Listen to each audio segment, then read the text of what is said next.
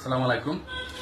আজকে আমরা দেখাবো একটা single base socket type meter কিভাবে স্থাপন করা হয়। অনেকেই এই সংযোগটা মাঝে মধ্যে ভুলে যায়।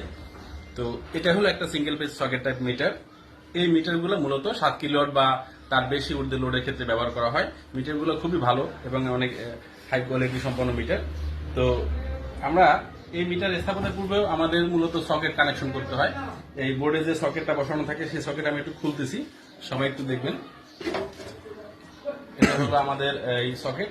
এই মিটারে যেহেতু 4টা টার্মিনাল আছে, 1 2 3 4 4টা টার্মিনাল, সুতরাং আমাদের সকেটেও 4টা টার্মিনাল থাকবে।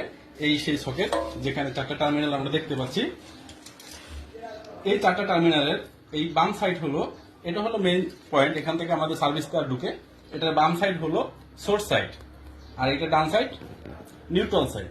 এখন কথা হচ্ছে এই সোর্স সাইডের কোথায় কোন পয়েন্টে আমরা বসাবো সেটা আমাদের দেখা দরকার। প্রথমে আমাদের যে সার্ভিস তার আসবে, সার্ভিস তার 2টা পয়েন্ট থাকে, একটা সোর্সের ফেজ আর একটা সোর্সের নিউট্রাল। তো সোর্সের ফেজ যেটা হবে, এটা হলো সোর্সের ফেজ আমরা কানেকশন করব। ঠিক এখানে যে নাট দেওয়া আছে, নাটটা আমরা খুলে আমাদের সোর্সের ফেজটা এখানে লাগাবো। তারপরে ঠিক উপরের অংশে এটা হলো সোর্সের নিউট্রাল পয়েন্ট, এখানে আমরা সংযোগ করব। তাহলে আমাদের সোর্স সাইড কমপ্লিট।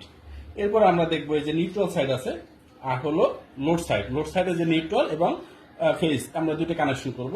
এখান থেকে 2টা তার বের হবে, এই পয়েন্ট আমরা এখান থেকে খুলে এখান থেকে তারটা বের করব।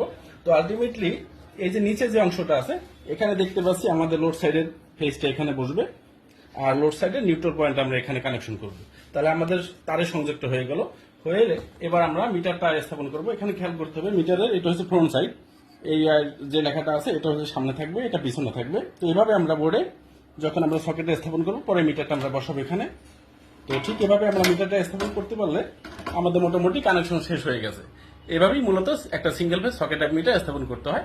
ধন্যবাদ সবাইকে, এবং ভিডিওটা অন্যকে দেখার সুযোগ করে দিবেন। সবাই লাইক করুন শেয়ারের মাধ্যমে। ঠিক আছে, থ্যাংক ইউ।